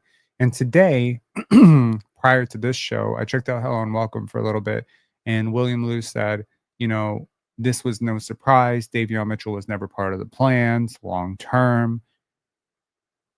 He was salary filler. So now it's like, am I about to get gaslit again? Are we about to do this whole thing again where I say exactly what's going to happen and then everybody else just kind of goes the other way? And then when I say what's going to happen happens, they act like it was supposed to happen all along, like the whole Fred VanVleet thing. It's like, oh, that was so obvious. It's like, bro, it wasn't obvious. If it was so obvious, why didn't you know? No, look, the Raptors do not have any long-term, inklings about Davion Mitchell. He is in a contract year. Had they extended him an offer, prior to the season, if they really, really believed in him, it wouldn't it would not have taken very much money to get him on board. But you will not be surprised to know that I complained a hell of a lot about Davion Mitchell earlier in the season. Go back and check the receipts. And it was largely because Raptors Republic and people like William Liu were going on and on and on about how Davion was such a core part of the process. He was such a permanent fixture. And now, when it hasn't worked out the way they thought it would, now he's trade fodder. Now he's going. Now he was never part of the plans. Now he was a trade filler. And it's like, bro, where were you? Where were you guys? Y'all always show up late and act like you were always there. I don't get it. But anyways, nevertheless, Davion Mitchell is out of the rotation right now. I don't think that means he'll be out of the rotation forever. I just think that shows you how they feel. When Darko says Jamal is the future, what is bro, Davion's still on his rookie contract. What are you really saying? That too. I want to know. Hold on. I want to know something.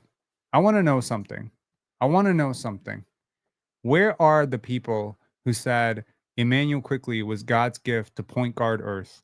I want to know, where are those people? Now, I'm not even trying to hate on IQ. I'm hating on the people who gassed them up. Where are the people who said Emmanuel Quickley was the true point guard? How his core point guard play was such a breath of fresh air because the Raptors haven't had one. Y'all overreacted to one fucking performance. One performance. Where are these people? Where's Jack Armstrong? Where is William Liu? Where are these people who were sitting there taking shots at Scottie saying, oh, well, now we're done with this non-point guard. Yo, Scottie's still your best point guard. He's still your best point guard. Okay? Emmanuel Quickley looked terrible today. He will be better. And you know what? Despite all of it, I believe that Emmanuel Quickley will be better. But he has holes. And one of those holes is floor general stuff. Okay? Absolutely, one of those holes is floor general stuff. Now, I think if you're the Toronto Raptors, look ahead, right? Look ahead at the games ahead, and what do you have, right? Your next game right now is New York, at New York. New York just lost to a hapless Orlando team. You will be in New York in 2 days. Wednesday night, you'll be in New York. Then Thursday night, you'll be at Cleveland. Saturday night, you'll be in Detroit. Detroit has been ravaged with injuries. I don't remember if Asar Thompson played today, but he was scheduled to be out prior to the game. Jaden Ivey is out. I don't think the Pistons are going to be an easy win at all. I think the Cleveland Cavaliers game is a scheduled loss. So if you don't win this game against New York, your next game potentially that you win could be Saturday. The Warriors have looked a little bit out of it. The Boston Celtics have been sort of teetering, although this is the same Boston Celtics team that blew the shit out of you. They'll be in your building January 15th. And from there on out, you have very few games left until the trade deadline. Very few. Okay? Very few. Take a look. This is the schedule. This is the trade deadline. So Memphis, New York, LA, Chicago has been competitive. Look, when I was thinking about this schedule, I was thinking, hey, by this point, Chicago will be tanking. They are not. So your only tanking teams coming up are these two teams right here. That's it. Those are your only two teams that are not competitive for a really long time. Let's see. The next one after that will be Utah, Washington, Utah, Portland, Washington, Charlotte, Portland, Charlotte. That's it. So 1, 2, 3, 4, 5, 6, 7, 8, 9, 10, 11. You have 11 games left, unless I missed something, just sort of scanning it over with my eyes, against like real bottom of the barrel super tank teams. Everybody else, You better thank God for the play-in tournament, man. Some of these teams would be so out of it by now. But thanks to the play-in tournament, Chicago and you know what I mean? It's like sometimes in order to win a war, sometimes you need your enemies to destroy themselves. Right now, I need Chicago and Philly and Brooklyn to destroy each other. That's what I need. I need these teams. Now, obviously, at some point, Philly is going to climb up, and one of these teams is going to be on the outside looking in, and they're just going to say, screw it. And they're probably going to pull the plug. But teams like Chicago and teams like Brooklyn may pull the plug at some point, but they haven't pulled the plug yet. They're still competing. They're still winning games. Teams like San Antonio, a team like San Antonio that just lost tonight against the Chicago Bulls, surprisingly, after beating some pretty competitive teams. I mean, that team could be out of the play-in. On Sunday, April 13th, they could run out of a lineup of all G League team, an all G League team, which thankfully the Raptors do end their season on the road. But yeah, it's those home losses, man. Like this homestand right here against these four kind of baddish teams. If Joel Embiid and Tyrese Maxey decide to sit out, if the Sixers fall further in the standings and the Sixers just go all out tank, yeah, that's a 4-game win streak. That could be a 6-game win streak. Oh my goodness. What will the Raptors have to do to lose those games? I'll tell you what they'll do. Rest Scottie, rest IQ, rest Grady, rest RJ, rest Jakob, sign Jamias Ramsey. I don't know. Like play Chris Boucher at point guard. I mean, it's such a weird thing. The Raptors are a very strong data and analytics team. Very strong. This is going right back to Nick Nurse. But there's that old thing with Kramer in Seinfeld where he's talking about Dr. Sitterini, and he's talking about the one who can heal is also the one who can make ill. Well, if the Toronto Raptors are deeply analytical, they should have an inside track on how to lose basketball games too. Oh, hell yeah. Kelly Olynyk, you're playing drop coverage. Grady, you're playing point guard.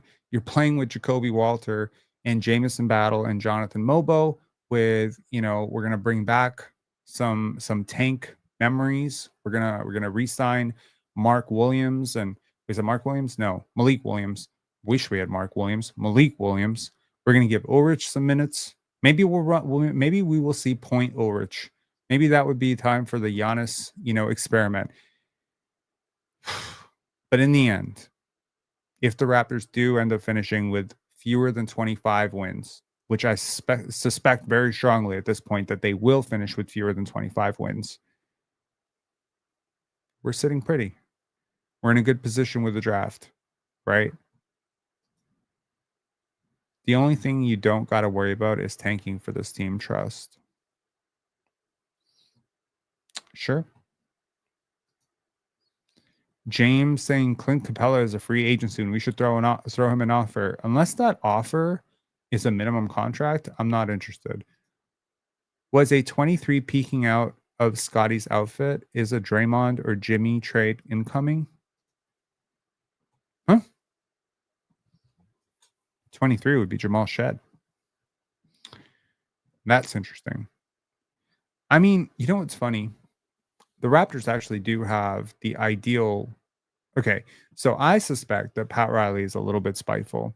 And if the Raptors were just a little bit better as a basketball team, let's just say they were like closer to 500 right now, a trade for Jimmy Butler would be so Raptors to do. Probably going out the other way would be Jacoby Walter, Jonathan Mobo, Bruce Brown, Kelly Olynyk, something like that.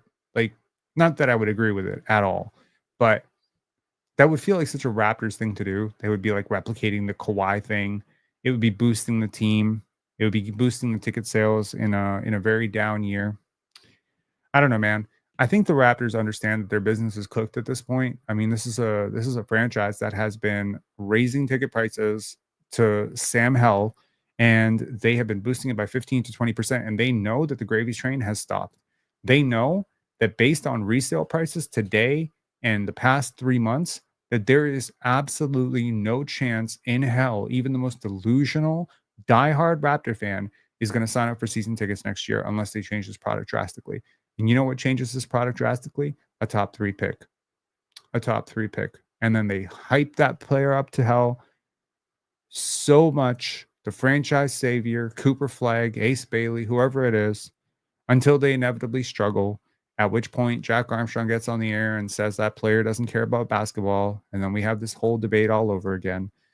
But a top 3 pick and, a lot of development and a strong start next season will be what will change the wins in Toronto, right? Now, again, this is a team that has proven they can be competitive with good teams earlier this season. They are operating on dead legs right now. I don't take anything too seriously. I trust what Scottie says. They will be better at some point this season. And, I'm sure the losses will become a little bit more competitive and a little bit more professional, but you're also understanding that you're asking professional athletes who are being paid guaranteed money to go out there and, hey, by the way, instead of losing by 30, could you kind of lose by 3 or 4 tonight? Like, it's not a great sales pitch. Teams play to win. Teams play to win. They're competitors, right? If you're not playing to win, what are you playing for?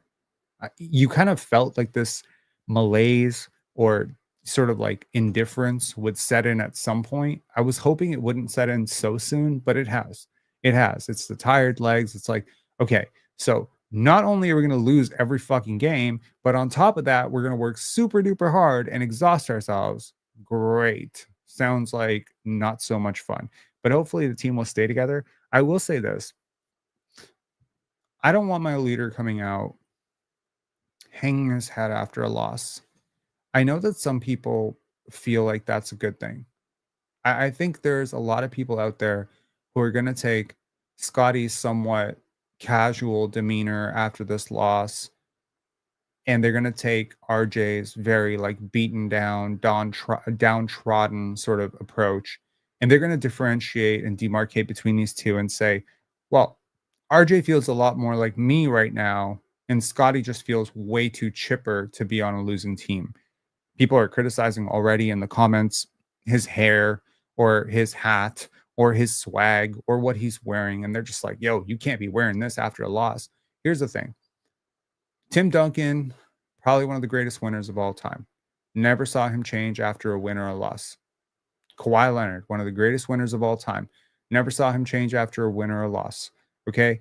The right mindset is that Scottie has come out after plenty of losses in previous years, holding his head down.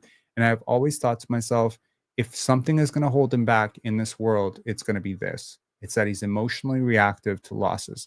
The fact that he's able to push this aside and say, okay, we're going to be better. It's great. It's a sign of maturity.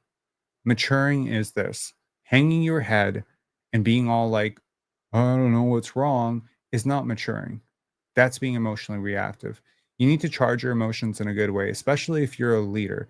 If you're a leader of a team, nobody needs to feel your bad vibes and your bad energy. Trust me, this is something I've had to learn through most of my 30s. When things were not going right with Penn Dance, like I remember there was an instance 5 years ago. Yes, Penn Dance has been around since 2017. This was Penn Dance 2019.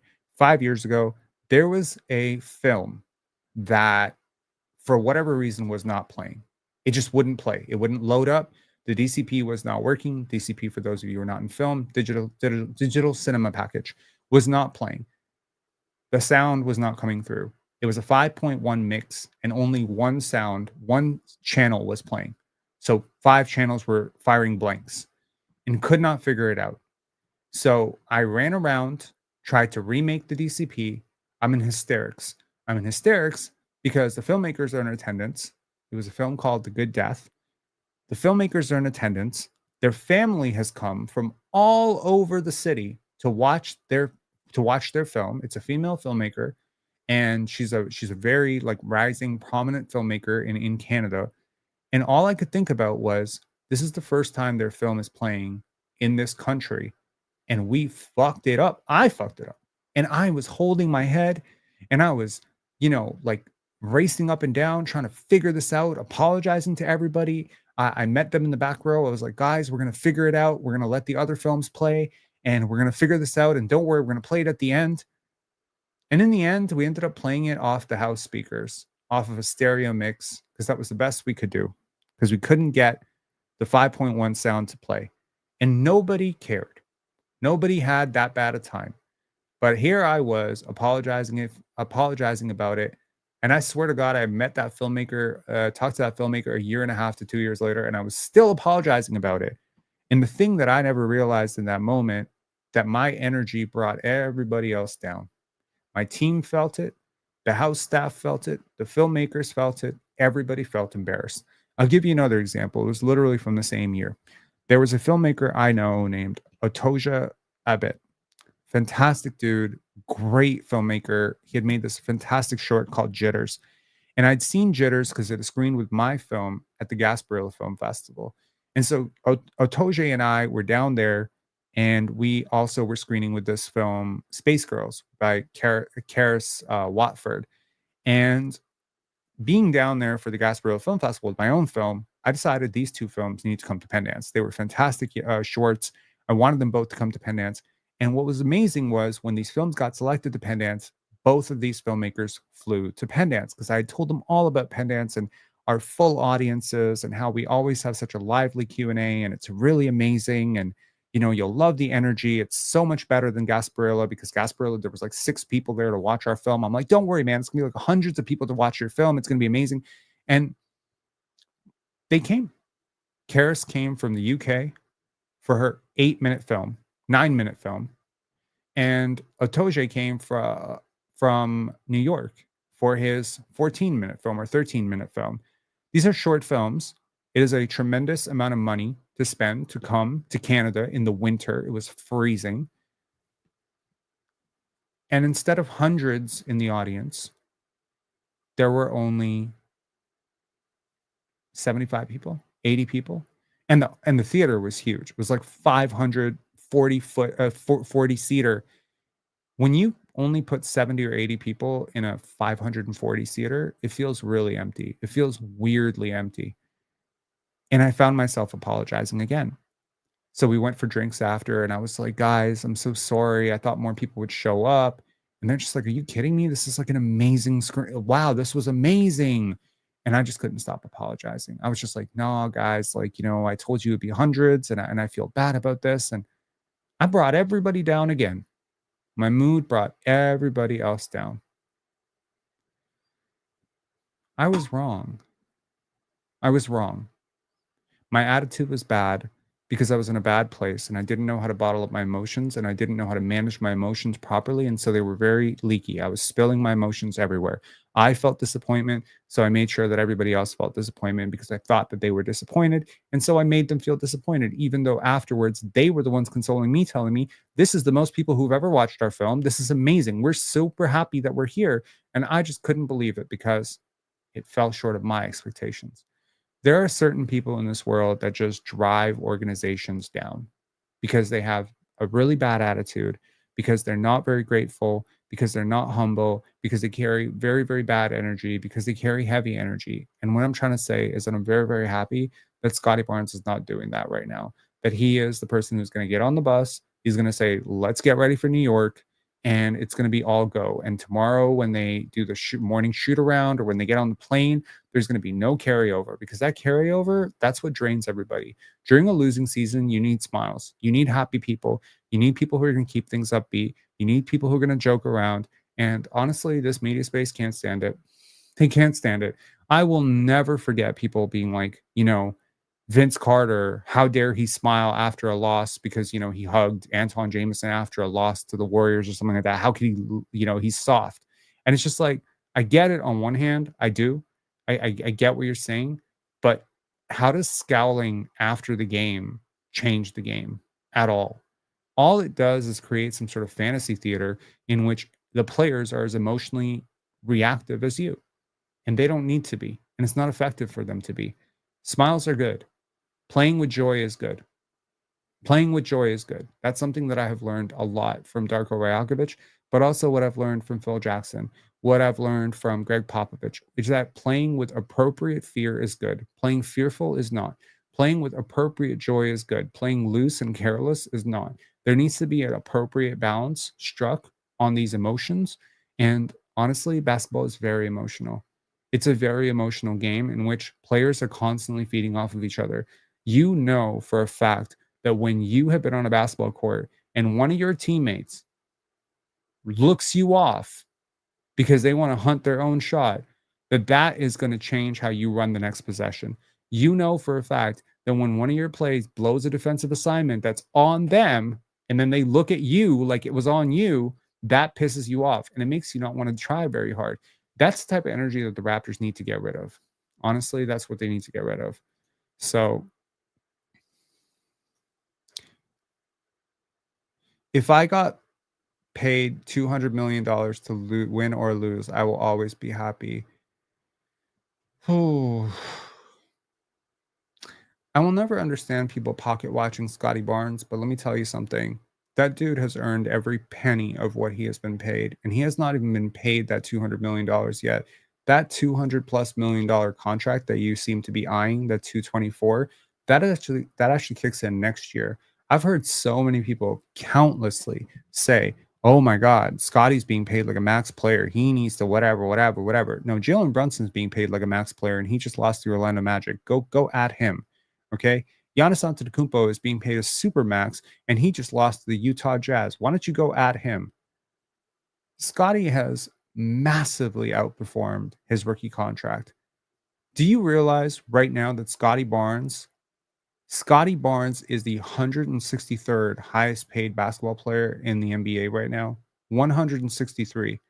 Here are some players who earn more money than him this year: Alex Sarr, Zachary Risochet, Scoot Henderson, Chris Boucher, Bruce Brown, Emmanuel Quickly. You want more? There aren't 30 players better than this dude in the NBA, and that's generous. Fred VanVleet makes more money than him. You think Fred VanVleet's better than him? Dylan Brooks makes more money than him. Steven Adams makes more money than him.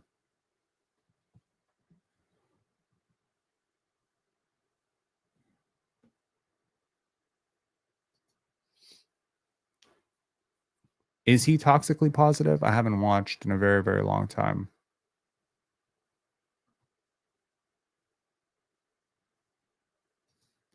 Nobody said what panel. I'm a Raptors fan and a fan of Pensare. I just think he's dramatic and toxic at times. I'm sure I'm toxic at some times. What specifically am I being toxic about right now? Also, am I being dramatic? I don't know, man. I lived in Italy for 3 years. Blame that.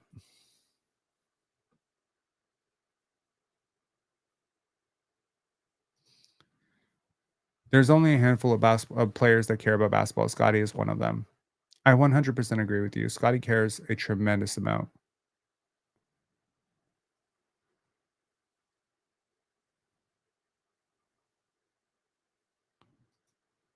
I know we're supposed to be tanky, but we need to trade our vets immediately. They're getting in the way of developing our young players, and let's face, we're better with the teams. We're a better team playing the kids. I think institutionally, you value what the veterans bring.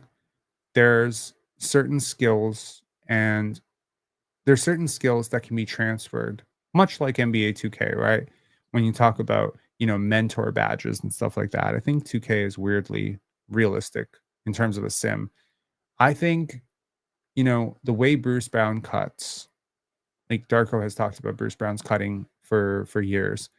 I think that's something that Grady and Ochai can learn from. I really do. I think if you want to look at institutional knowledge, Jakob Pertl to Ulrich would be a great one that I could think of, right? Garrett Temple to Scottie Barnes and RJ Barrett. Being a wing, being a long-term, NBA wing who kind of figured out the professional side of things, how to get your rest, how to get your diet, how to get whatever. I think this kind of wisdom being passed down is a very, very important thing about all institutions. So, yeah.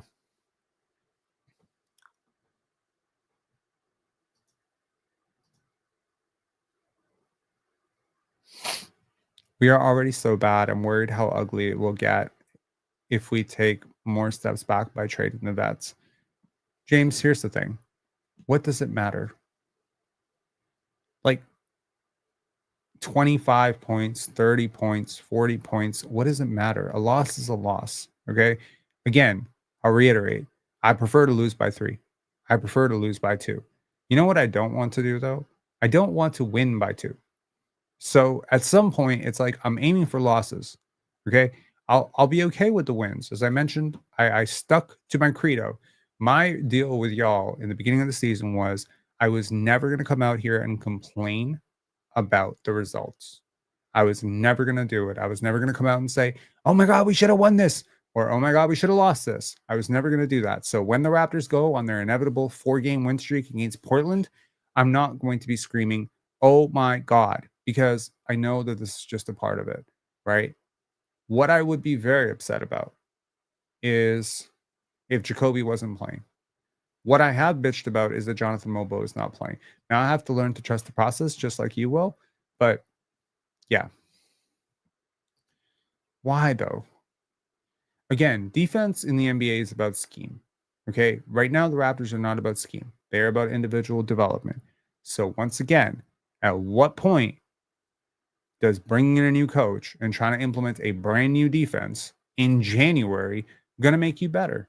If nothing else, it's going to disrupt all the continuity and all the development that you already have going and force teams and force players away from the things that they've been working on. It would be disastrous.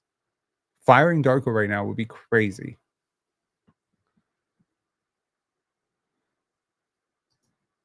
I'm not saying I want us to win games. We are terrible.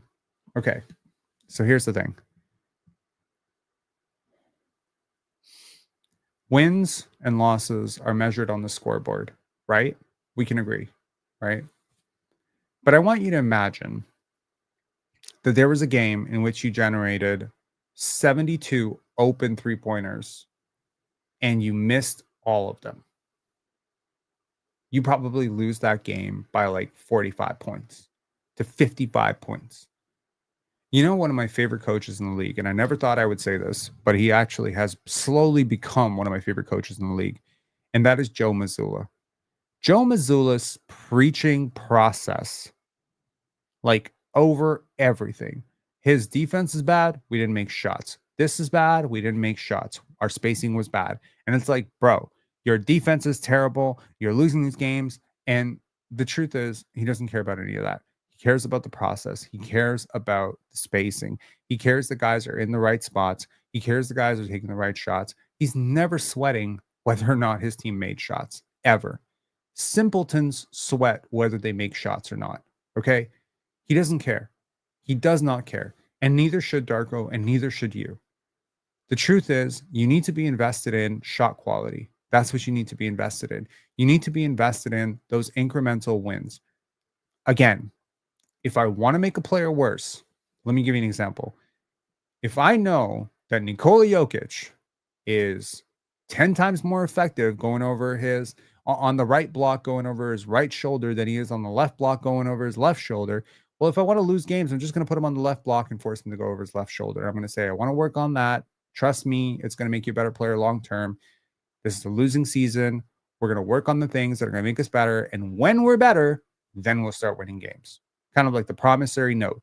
Darko was talking about doing the single perfect repetition. So many coaches out there, so many trainers, they try to get you to hit like 8, 10, 12, 15 shots in a row, right? Like 15 shots in a row coming off of a dribble handoff. And Darko doesn't do that. He's like, we want one perfect repetition. If you do the one perfect repetition, you get to move on to the next one. Then he'll change it up. Then he'll switch it. And he's learned over time that players respond better to this. Everything is tailored to the player, is tailored to the reception. I love that about him. You know, there's like some next level with this guy as a developmental coach. That's why all the best teams in the league who have actually developed their young players have employed him, right? That's why, you know, Desmond Bain and Mikal Bridges are singing his praises, because they're both max players right now, or soon to be max players, and they owe a great deal of debt of gratitude to Darko Rajakovic for that. In the end, this is development. You know, the one thing that is suffering right now is the trade value of all your, you know, ancillary pieces and the pieces that you could be trading. It kind of sucks that Kelly Olynyk and Bruce Brown haven't looked a little bit better, But I think Kelly has some value around the league. I think Bruce has some value around the league. I think teams out there are not so stupid that they don't know and what the Raptors are trying to do. And you're probably in a good place right now because almost 21 to 22 teams right now think that they're good or going to be good, right? You love to operate in a league where 21 to 22 teams are doing one thing while you're doing the other thing. It's nice to be on the other side of this for once, right? Because the truth is the Raptors have been buyers of the trade deadline multiple times, and it's always backfired. It backfired with Thaddeus Young, where they gave up a first-round pick, swapped it for a second. They traded 2 first-round picks for Thaddeus Young and Jakob Poeltl. Let that sink in. 2 firsts and 2 high seconds. That's almost 4 first-round picks for old man Thad, and then they overpaid Thad the very next year, but by the by. And then for Jakob Poeltl, and then they paid Jakob Poeltl. Yo, how much would those 4 young players benefit from being on this roster? How much would you benefit from watching those 4 young players on this roster, right? That's what I'm saying right now. The Raptors are finally doing the right thing. Don't complain too much about it. Okay. That move was nuts. But they wanted to show the team faith. That's exactly it. All those picks you traded away, you traded with the Spurs twice. You didn't get DeJounte Murray. You didn't get Derek White. So the 2 most valuable players that the Spurs actually traded away, you didn't get either one of them. Now, granted, DeJounte Murray has not exactly worked out, but from a talent perspective, DeJounte clears Jakob Poeltl. Barnes and Scottie saying the roster makeup is what it is. A coaching change won't change the way the makeup of this roster plays. Facts. All right, guys. I'm going to talk to y'all later. Have a great one. We are going to do that Darko deep dive tomorrow, I believe. Currently in the midst of sorting through the final selections for Pendance, looking like a really, really great slate of films. The Pendance Film Festival is coming your way February 27th to March 2nd. Passes are on sale. Tickets will be on sale soon for individual screenings and whatnot. All the program, all that stuff will come out mid-January. You can hear a lot about Pendance. In the midst of a really, really tough season, why not come and check out some cinema? Huh? Why not? Okay, talk to y'all later. Enjoy.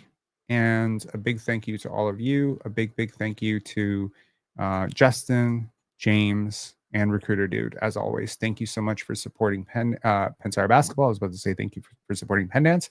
And, tank on. I'll see you guys tomorrow for that Darko breakdown. Then we will do the post game on Wednesday. I will be on the panel Wednesday and Friday this week. That's Player's Choice, the panel. I'll be on Wednesday and Friday. And on Thursday, I believe, will be the Raptors defensive video breakdown, which was the requested video. So I'll talk to you guys later. Thank you so much. Bye.